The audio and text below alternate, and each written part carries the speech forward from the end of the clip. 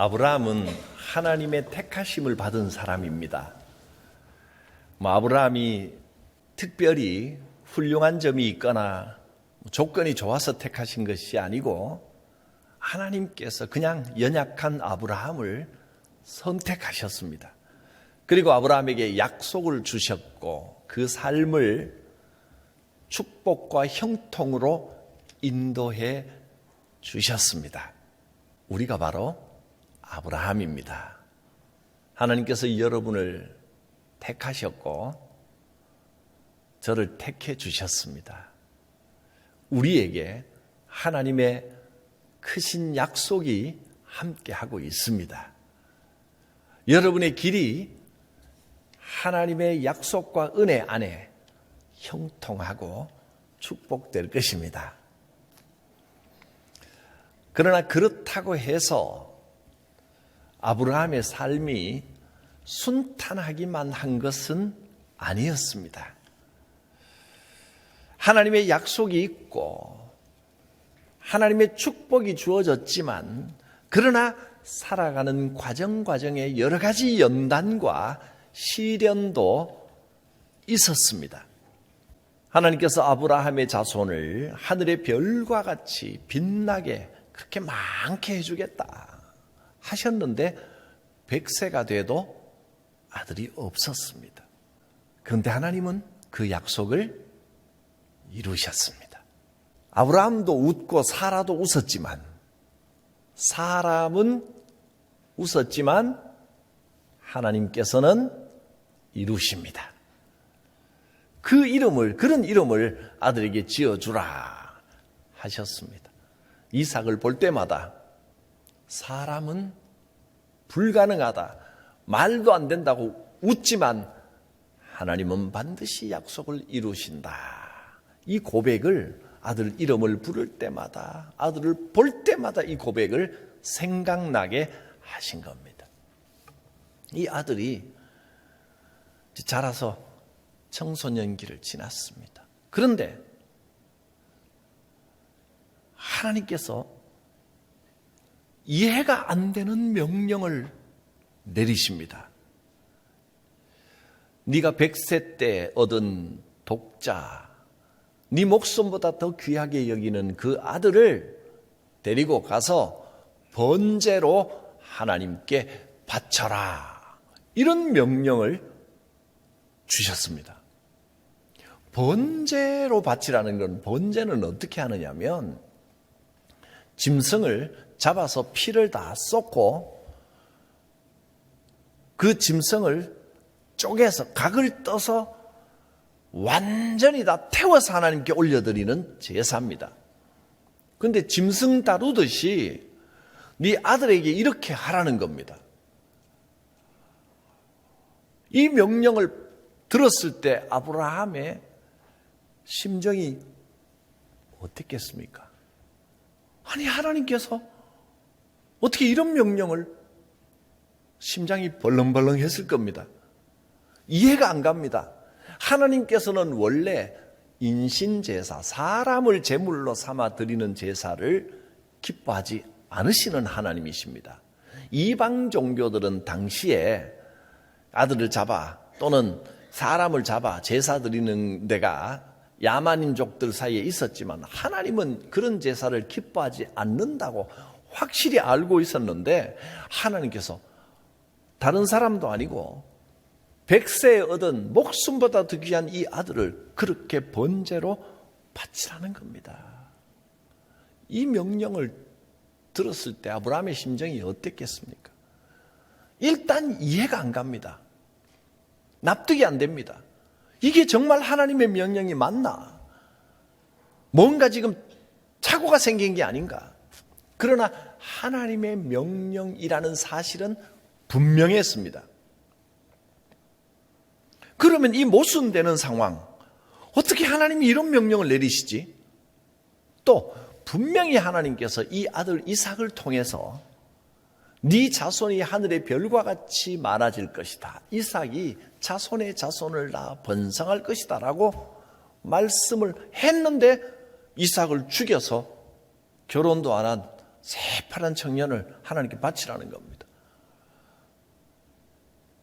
일단 명령 자체가 말도 안 되고 이해도 안 되고 납득도 안 되고, 또 지금 죽어버리면 어떻게 이 아들을 통해서 자손이 번창합니까? 모순되는 명령, 말도 안 되는 이 두 가지 상황 속에서 아브라함의 심정은 어떤 심정이었을까요?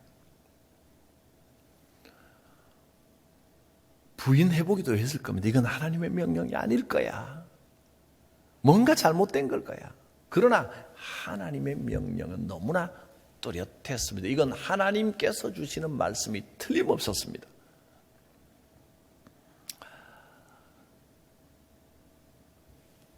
이것을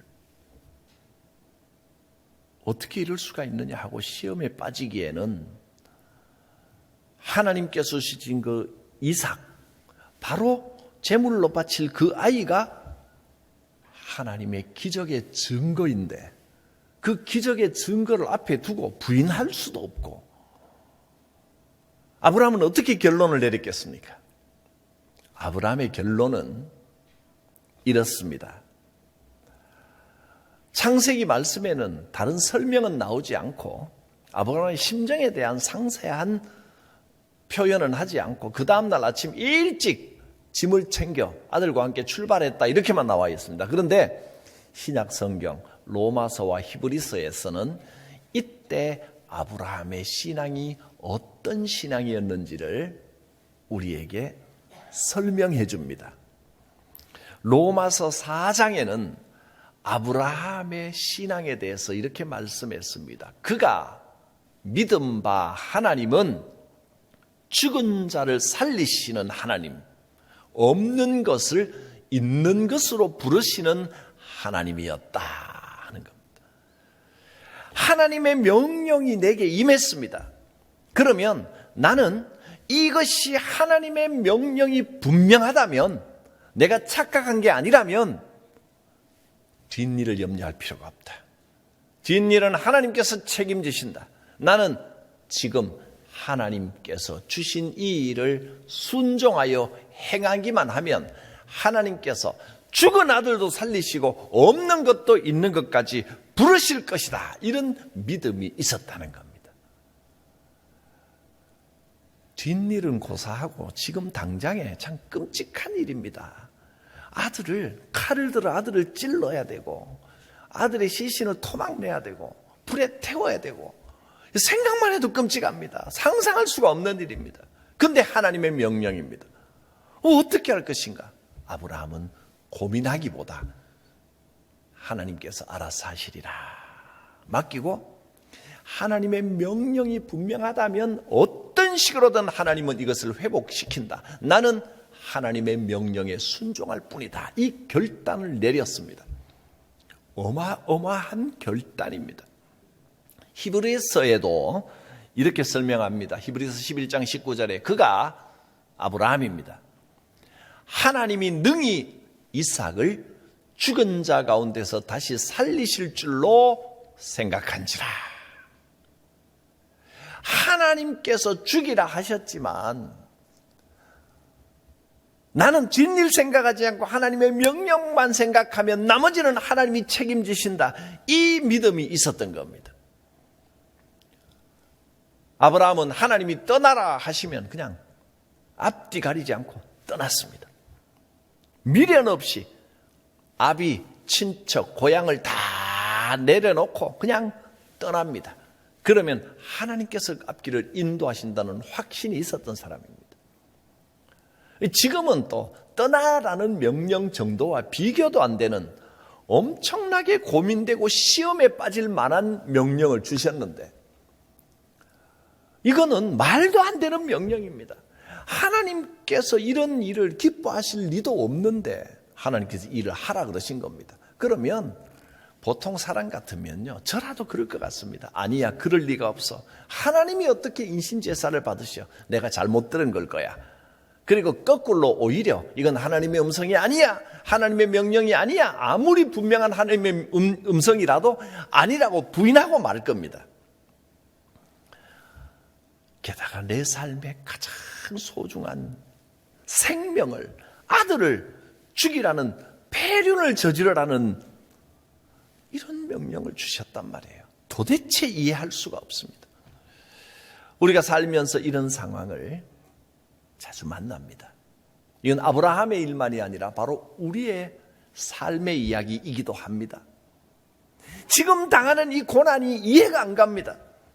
나는 믿음으로 살려고 노력하고 하나님 앞에 신실한 삶을 살아왔는데 갑자기 내가 도저히 받아들일 수 없는 이런 시련이 다가옵니다.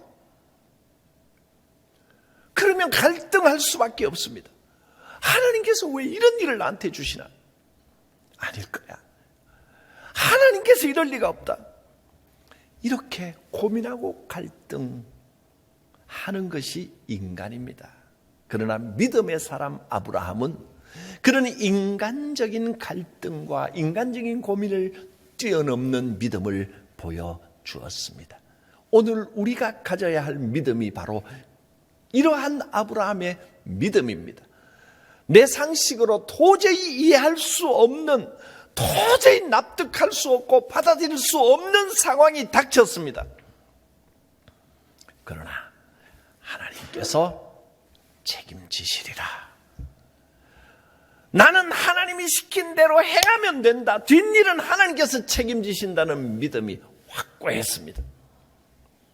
아브라함은 주저하지 않고 다음 날 아침 아들과 종들을 데리고 길을 떠납니다. 제사 드릴 채비를 해서 길을 떠나 3일 길을 걸어서 하나님께서 명하신 땅으로 갑니다.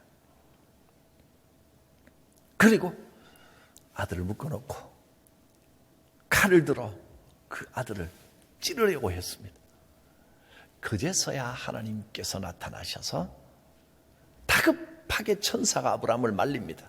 아브라함아, 아브라함아, 중지해라. 그 아이에게 손대지 마라. 그 아이 머리털 하나도 상하게 하지 마라. 하나님의 본뜻이 그게 아니다. 이 일을 통하여 네가 얼마나 하나님을 공경하는지를 증명하였다. 네 하나밖에 없는 그 아들을 하나님이 명령하시니까 무조건 하나님을 신뢰하며 그 아들조차 하나님께 바치려고 하였다. 아브라함이 하나님의 테스트에 합격하는 순간입니다. 하나님께서는 우리에게 큰 복과 은혜를 주시기 전에 이런 헌신과 결단을 테스트하실 때가 있습니다.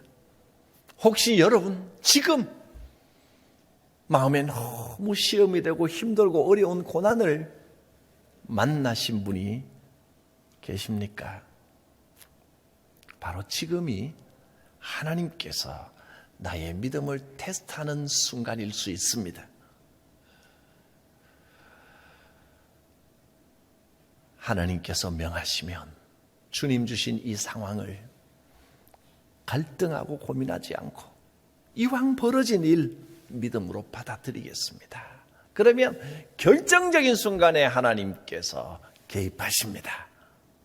내가 내 믿음을 알았다. 내가 형통으로 갚으리라. 은혜로 갚으리라. 축복으로 갚으리라. 지금 여러분이 만난 그 고난은 더 크고 놀라운 축복의 예고편일 수 있습니다. 한번 따라하겠습니다. 이 고난은 축복의 예고편입니다. 할렐루야. 하나님께서 우리를 큰 그릇으로 쓰시며 놀라운 복을 주시기 위하여 이런 헌신과 결단을 요구하실 때가 있습니다. 하나님을 전폭적으로 신뢰하면 하나님의 약속은 반드시 이루어집니다. 가문을 축복하고 앞길을 형통하게 하겠다는 하나님의 약속은 지켜졌습니다. 사람의 눈으로 보기에는 불가능한 일처럼 보일지라도 하나님의 약속은 반드시 성취됩니다. 하나님께서 이삭을 번제물로 바치라 하셨을 때 하늘의 별처럼 많은 자손을 주겠다고 약속하신 이 이삭을 바치면 나는 이제 아들이 없습니다. 어떻게 합니까, 하나님? 이삭을 통하여 자손을 번창하게 하겠다고 약속하지 않으셨습니까? 하나님의 약속과 지금 내 상황이 서로 모순됩니다. 말도 안 됩니다. 그런 아브라함은 나는 하나님께서 하라 하신 일을 행한다. 그러면 하나님께서 뒷일을 책임져 주신다. 죽은 자도 살리시는 하나님, 생명은 하나님 손 안에 있음을 믿습니다. 이 아들을 뒷일은 모릅니다. 어떻게 될지 아브라함이 다 알 수 없습니다. 그리고 멈춰라 할 것을 기대하고 칼을 들고 하나님이 멈추시겠지 기대하고 기다린 것도 아닙니다. 하나님이 하라고 하신 일을 그는 그냥 하나님의 명령대로 저질렀습니다. 그리고 하나님께서 뒷일을 책임지시리라. 죽여도 살리시겠지. 어떤 수를 써든 하나님께서 어떻게 하시겠지. 그래서 산 밑에서 종들에게 내가 올라갔다가 제사를 드리고 이 아들과 함께 돌아오리라 이렇게 말합니다. 하나님께서 어떤 방법으로 하실지 몰라도 분명히 이삭을 통해 자손을 번창하게 하겠다고 약속하셨으니까 나는 내 할 일을 하고 하나님께서는 하나님 할 일을 하신다. 하나님께서 어떤 수를 쓰든 이 아들을 살려주실 것이다. 확신했습니다. 종들에게 그냥 빈말이 아닙니다. 내가 올라갔다가 이 아들과 함께 내려오리라. 그리고 이 아들 이삭이 아버지, 불과 나무는 준비됐는데 번제할 제물은 어디 있습니까? 하고 묻습니다. 아버지가 이 말을 들을 때 쉽게 대답할 수 있겠습니까? 자기가 지금 그 생명을 빼앗아야 하는 그 아들이 아무리 하나님께서 뒷일을 책임지시리라 하지만 잠시 후에 칼을 들어 그를 찔러야 되는데 아들이 묻습니다. 아버지, 번제할 제물은 어디 있습니까? 걔 눈을 똑바로 보면서 이야기할 수 있겠습니까? 네가 제물이다. 그럴 수 있겠습니까? 아브라함은 이렇게 대답합니다. 나는 알 수 없지만 하나님께서 준비하시리라. 이것은 하나님께서 제물을 준비하실 것이라는 뜻도 되겠지만 미래는 하나님께서 인도하신다. 나의 미래는 하나님께서 예비하시고 준비하신다. 이 믿음의 고백이기도 합니다. 말도 안 되는 이 명령을 통해서 하나님께서 아브라함에게서 보고자 하신 것이 무엇입니까? 이 명령이 말도 안 된다는 것은 하나님도 알고 아브라함도 알고 다 압니다. 그러나 이것이 하나님의 명령이라면 분명히 하나님의 뜻과 계획이 있을 것이다. 내가 이해할 수 있는 명령만 따르는 것이 아니라 내가 이해할 수 없을 때, 납득이 되지 않을 때, 그때 순종하는 것이 진짜 믿음입니다. 하나님께서는 납득할 수 없는 명령에도 불구하고 하나님 뜻이라면 제가 그 길을 가겠습니다 하는 아브라함의 믿음의 결단을 보기를 원하셨던 겁니다. 제사가 중요한 게 아닙니다. 제물이 무엇이냐 어떻게 되느냐가 중요한 것이 아니라 아브라함이 정말 하나님의 뜻이라면, 하나님의 말씀이라면, 하나님의 말씀이 확실하다면 이것저것 따지고 고민하지 않겠습니다라고 하는 아브라함의 그 믿음을 보기를 원하신 겁니다. 하나님께서 원하신 것은 제사가 아니라 순종이었습니다. 사무엘 선지자가 사무엘상에서 이렇게 가르쳐 주셨습니다. 여호와께서 번제와 또 다른 제사를 그 목소리 청종하는 것을 좋아하심같이 좋아하시겠습니까? 제사도 귀하고 예배도 귀하지만 정말 귀한 것은 여호와 하나님의 음성을 듣고 순종하는, 귀 기울여 듣고 순종하는 것을 하나님이 훨씬 더 기뻐하신다는 겁니다. 순종이 없는 제사는 껍데기에 불과합니다. 순종이 제사보다 낫고 듣는 것이 숫양의 기름보다 낫습니다. 하나님께서는 우리의 순종의 결단을 원하십니다. 살다 보면 이해 안 가는 일들이 많습니다. 하나님께서 왜 이런 고난을 나에게 주실까? 이런 일은 나에게 일어나지 않아도 좋지 않았을까? 왜 이런 상황을 나에게 주실까? 여러분 다 이해 가십니까? 납득 안 될 때가 많습니다. 고난 중에 인간의 생각과 마음과 머리로 다 이해할 수 없습니다. 그러나 하나님의 뜻이 살아계심을 믿으시기를 바랍니다. 여호와께서 준비하시리라. 이 경험을 하고 나서 아브라함이 그 땅에 별명을 지었습니다. 앞으로 이 땅을 여호와 이레라고 부르겠다. 그 이후로 그 후손과 그 주변 사람들이 다 그 땅을 여호와 이레라 불렀습니다. 땅 이름이 이레가 됐습니다. 여호와의 산에서 준비되리라, 그런 뜻입니다. 하나님께서 준비하시리라. 우리는 우리 삶의 고난의 이유를 다 알 수 없습니다. 또 우리의 삶에서 일어나는 모든 일들을 다 납득할 수 없습니다. 왜 이런 일이 나한테 일어날까? 그러나 로마서 8장 28절에 말씀대로 모든 것이 합력하여 선을 이루느니라. 결국은 지나고 보면 아하, 하나님께서 이런 뜻이 계셨구나, 지나고 나서야 알게 될 것입니다.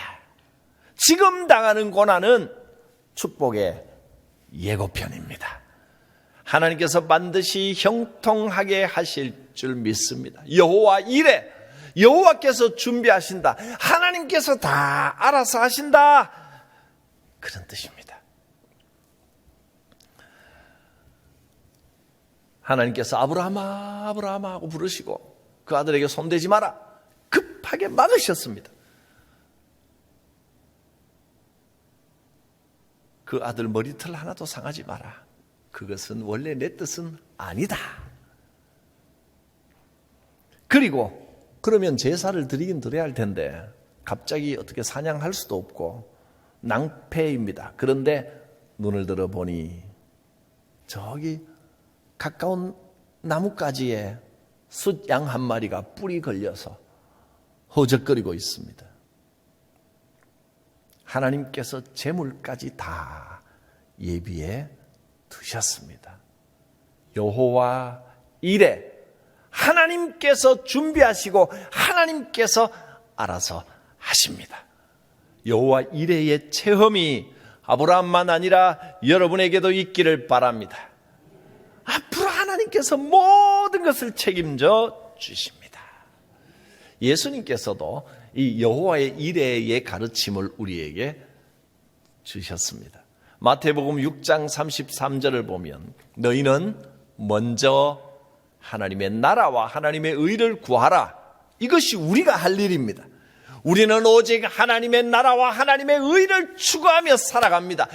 그리하면 이 다음은 하나님께서 하시는 일입니다. 모든 것을 너희에게 더하시리라. 하나님의 나라와 하나님의 의를 추구할 줄 모르고 자기 힘으로 아둥바둥 살아서 세상에서 명예와 권력과 물질을 모은다 해도 사실요, 사람이 아둥바둥 한다고 세상 것들이 모여지지도 않습니다. 아둥바둥 하나 안 하나 결과는 똑같은데 아둥바둥하면서 그래서 모여진다 해도 하나님의 나라와 의를 추구하지 않고 세상 것을 가진 사람들은 그 가진 것 때문에 인생이 더 허망해집니다. 내가 무엇 때문에 살아야 왔는가? 앞으로 무엇 때문에 살아야 갈 것인가? 이유와 목적을 찾지를 못합니다. 그러나 하나님의 나라와 의를 추구하며 하나님의 나라와 의를 위하여 살아온 사람은 하나님께서 모든 것을 필요한 것을 채워주시고 그 삶의 진정한 의미와 사명과 보람과 기쁨이 충만하게 해 주십니다.